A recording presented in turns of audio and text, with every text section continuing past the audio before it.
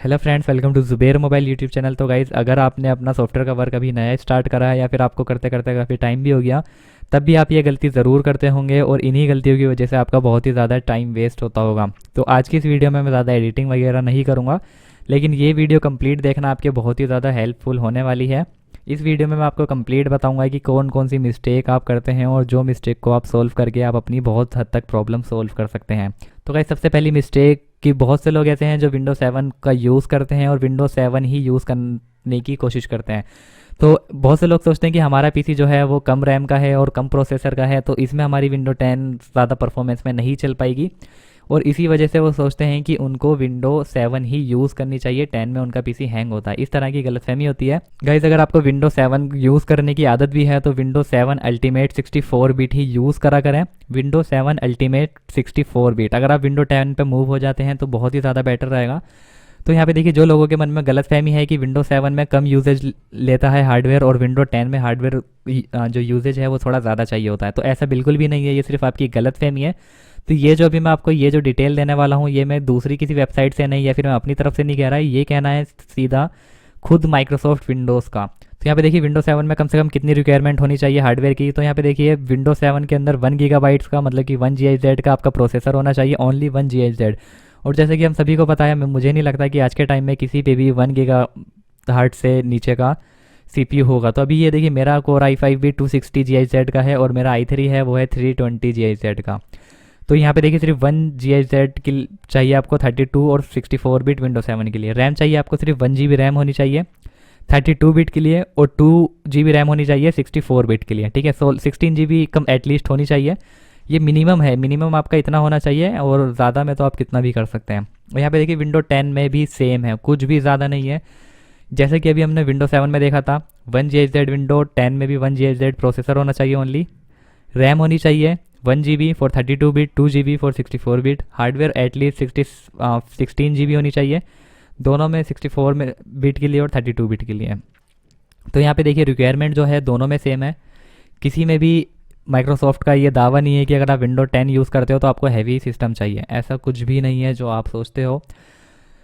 तो विंडो 10 अगर आप यूज़ करोगे अपने पीसी में, अगर आपके पीसी में 2 GB या 4 GB रैम है और आपका 1 GHz से ऊपर का है, विंडो 10 अगर आप यूज़ करोगे तो कोई भी प्रॉब्लम नहीं होने वाली है। अगर आप इस गलतफहमी में हैं कि विंडो 10 से पीसी हैंग होता है, तो ऐसा बिल्कुल भी नहीं है। विंडो 10 में सिर्फ ये प्रॉब्लम है कि विंडो 10 अपडेट होती रहती है, और मैं आपको यही सजेस्ट करूंगा कि अगर विंडो 10 आपकी अपडेट भी होती है तो अपडेटेशन बिल्कुल भी बंद मत करिएगा।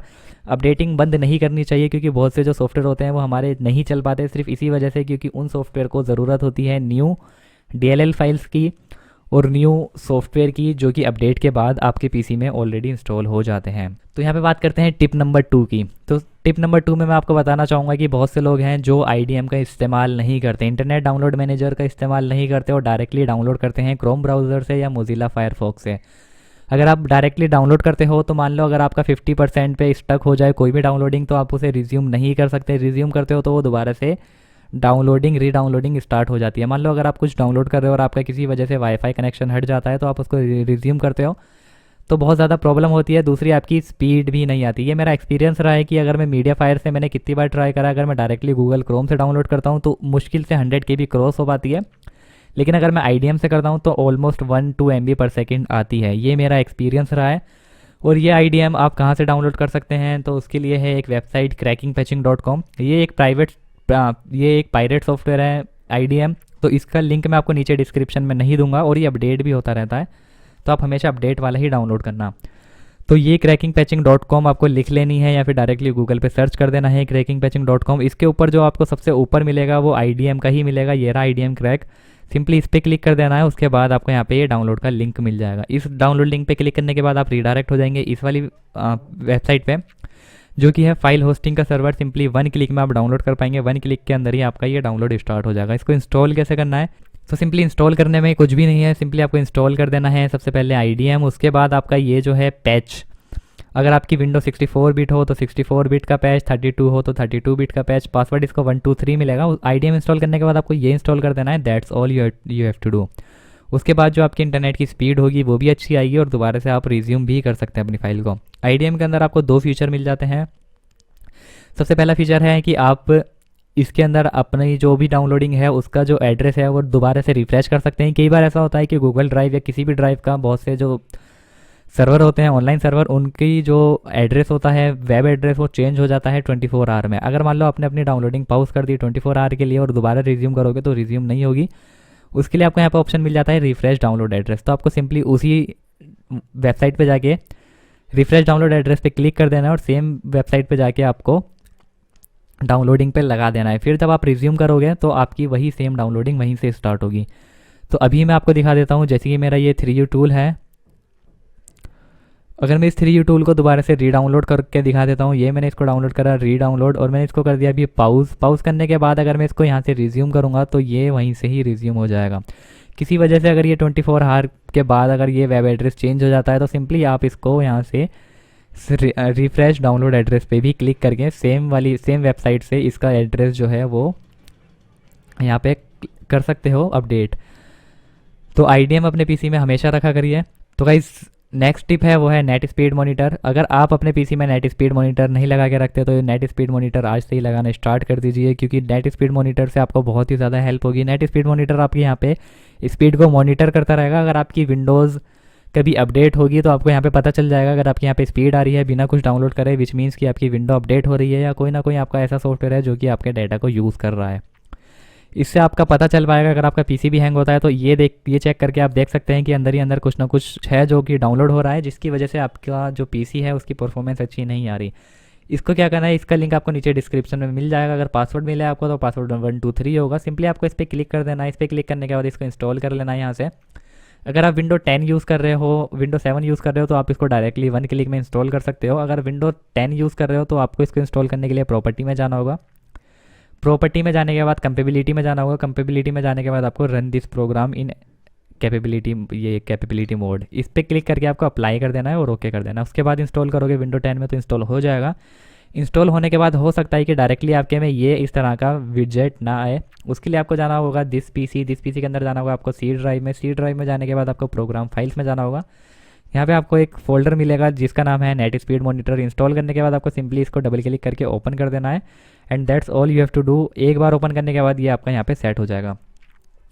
सेट होने के बाद आपको इसकी एक कन्फिगर करना पड़ेगा इसको कि आप वाईफाई से यूज़ कर रहे हो या एथरनेट से यूज़ कर रहे हो। अगर आप वाईफाई से यूज़ कर रहे हो तो आपको राइट क्लिक करना है, कन्फिगर पे जाना है।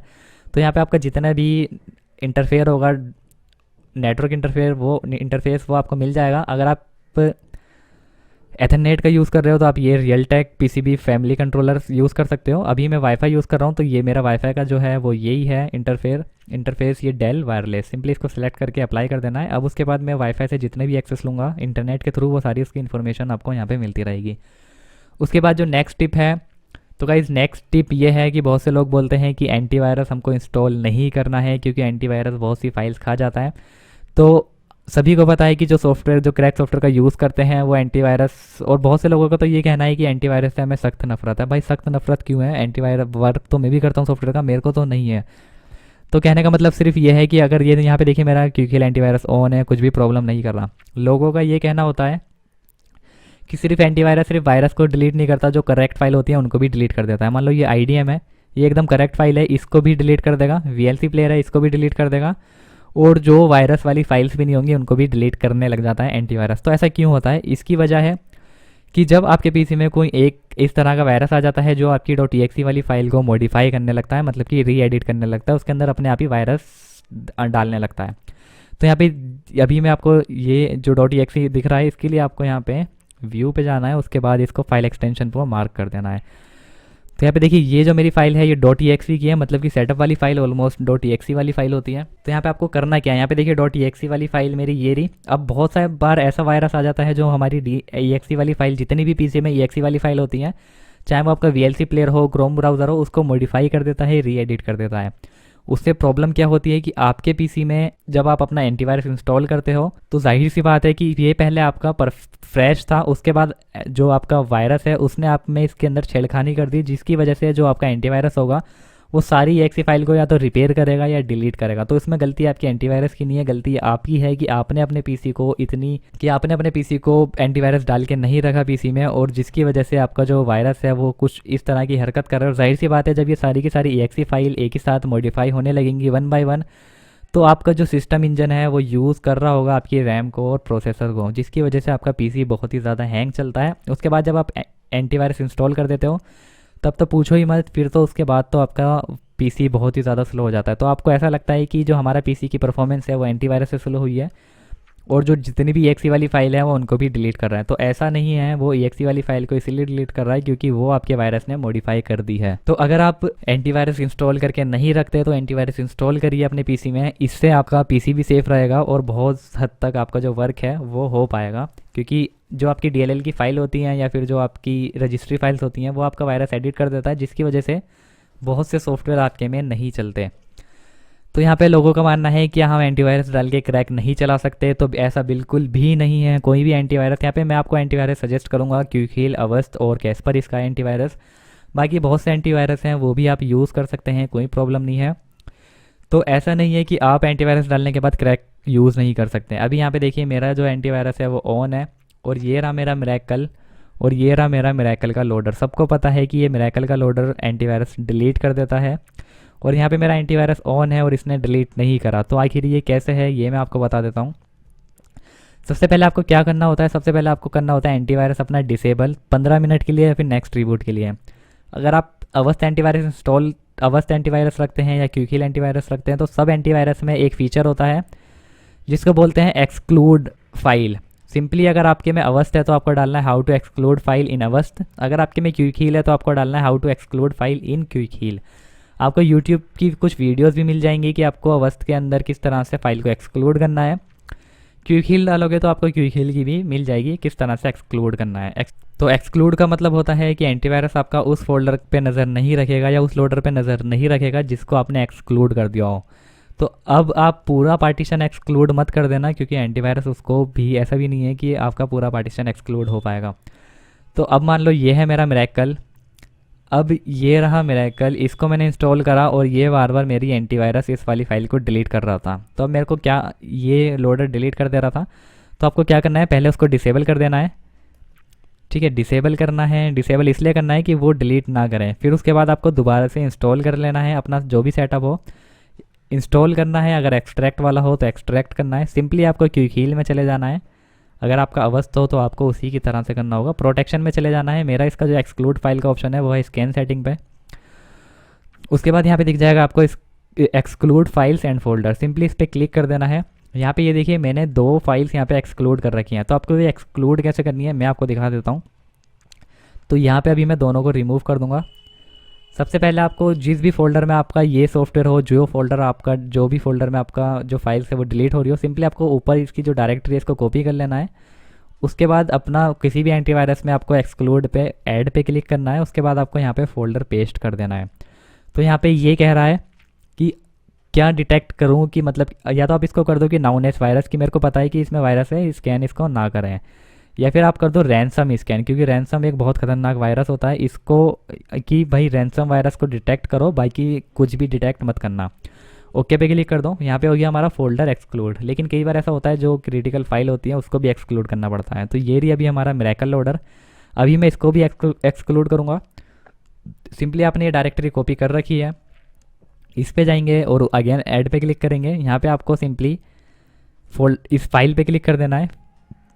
फाइल पे क्लिक करने के बाद आपको दोबारा से यहाँ पे पेस्ट करके सेम फोल्डर में चले जाना है जहाँ पे भी आपका वो लोडर पड़ा हुआ हो। तो अभी मेरा जो लोडर है वो है ये रहा। तो देखिए ये रहा लोडर सिंपली यहाँ से लोडर को सिलेक्ट कर लेना है, उसके बाद ओपन पे क्लिक कर देना है। उसके बाद इसको भी कर देना है कि भाई रैंसम वायरस डिटेक्ट कर लो, बहुत है। ओके पे क्लिक कर दो, सेव चेंजेस पे क्लिक कर दो, that's all you have to do. उसके बाद अगर मैं अपना एंटीवायरस को ऑन भी कर दूंगा तब भी ये जो है ये डिलीट नहीं होगा। तो यहाँ पे परफेक्ट है। अब मैं इसको ओपन भी करूँगा तब भी इसको एंटीवायरस डिलीट नहीं करेगा। तो सिंपली अगर मान लो देखो ये रहा मेरा, और मैं इसको अभी ओपन करूँगा तो यहाँ पे देखिए हमारा जो मिरेकल है वो सक्सेसफुली ओपन हो चुका है, और यहाँ पे हमारा एंटीवायरस भी ऑन है और किसी भी तरह की कोई भी प्रॉब्लम नहीं आई है एक्सक्लूड करने के बाद। तो आप क्रैक का यूज़ कर सकते हैं, जो भी आपका फोल्डर डिटेक्ट कर रहा हो एंटीवायरस उसको एक्सक्लूड कर देना, जो भी फाइल डिटेक्ट कर रहा हो उसको एक्सक्लूड कर देना, एंटीवायरस ऑन रखना। उसके बाद भी आपका जो सेटअप होगा उसको आप यूज़ कर पाएंगे। तो नेक्स्ट टिप मैं यहाँ पे आपके साथ शेयर करना चाहूँगा। तो गाइस जो बहुत से ऐसे सेटअप हैं जो कि रेगुलरली अपडेट होते हैं, उनको आप इस तरह से ना करें, उनको सेटअप ही इंस्टॉल करके रखें, क्योंकि उनको आपको बार बार इंस्टॉल करना पड़ता रहता है। लेकिन बहुत से ऐसे सेटअप हैं जो आप वन टाइम डाउनलोड करने के बाद आप उसी को यूज़ करते रहते हैं, उसको अपडेट वगैरह कुछ नहीं करना पड़ता, जैसे कि मिरेकल ये 2.82 है। तो इसको आप डायरेक्टली सेटअप वाला मत बना के रखा करिए। सेटअप इंस्टॉल करने के बाद आपको इसको सिंपली ओपन फाइल लोकेशन करने के बाद आप ये जितनी भी फाइल्स हैं इसको सिंपली पूरी को रार बना के रख लिया करें, ताकि आपको कभी भी इंस्टॉल करना हो तो डायरेक्टली इंस्टॉल ना करना पड़े, एक्सट्रैक्ट करते ही आप किसी भी सॉफ्टवेयर का यूज़ कर पाएँ। और जो भी लोडर आपके में, अगर मान लो ये लोडर है, अगर किसी वजह से ये डिलीट हो रहा है या कुछ प्रॉब्लम हो रही है, तो अगर आपका ये डिलीट हो जाएगा तो आपको दोबारा से इंस्टॉल करना पड़ेगा, जिसमें आपका बहुत टाइम लग जाएगा। तो आप सिंपली ज़्यादा कुछ ना करते हुए भी अगर आप सिंपली एक लोडर का भी अगर एक रार फाइल बना के रख लेंगे तो आपका बहुत ही वर्क ईजी हो पाएगा। सिंपली आप 1 क्लिक में एक्सट्रैक्ट हियर करते ही जस्ट इन अ सेकेंड में एक्सट्रैक्ट हो जाएगा और आप उसको यूज़ कर पाएंगे। और इससे आपका टाइम भी सेफ होगा, आपको कंप्लीट एक्सट्रैक्ट नहीं करना पड़ेगा और कंप्लीट इंस्टॉलेशन नहीं करना पड़ेगा। तो गाइज़ यही थी आज की वीडियो। अगर आप एंटीवायरस नहीं रखते हैं तो एंटीवायरस इंस्टॉल कर लें अपने पीसी में, कोई सा भी अवस्था एंटीवायरस, क्यूकील एंटीवायरस या कैस्पर स्काई एंटीवायरस। अगर अवस्था क्यूकील एंटीवायरस का अगर पेड है तो बहुत अच्छी बात है, नहीं तो ट्रायल वर्जन भी आप यूज़ कर सकते हैं। अगर आप IDM यूज़ नहीं करते हो तो IDM का यूज़ करना आज से ही स्टार्ट कर दो। वेबसाइट है crackingpatching.com, जस्ट 2 सेटअप इंस्टॉल करने हैं, that's all you have to do. उसके बाद आप IDM का यूज़ कर सकते हो। दूसरी बात ये है कि अगर आप विंडो 7 यूज़ कर रहे हो अभी भी तो विंडो 10 पे मूव हो जाओ। अगर विंडो 10 पे मूव नहीं हो पा रहे हो, फिर भी आपकी आदत नहीं है विंडो 10 चलाने की, तो window 7 ultimate 64 bit window 7 ultimate 64 bit का यूज़ करें। वो ऑलमोस्ट उसमें आपको प्रॉब्लम नहीं आएगी, ऑलमोस्ट आप अपना सारा वर्क कर पाएंगे। तो गाइज़ यही थी आज की वीडियो। आज की वीडियो में इतना ही, उम्मीद करता हूँ ये वीडियो आपको पसंद आई होगी। अगर वीडियो पसंद आई हो तो वीडियो को लाइक कर देना, चैनल पे पहली बार आए हो तो चैनल को सब्सक्राइब कर देना। तो गाइज़ आज की वीडियो में इतना ही, फिर मुलाकात होगी नेक्स्ट वीडियो में। Bye, take care, thanks for watching.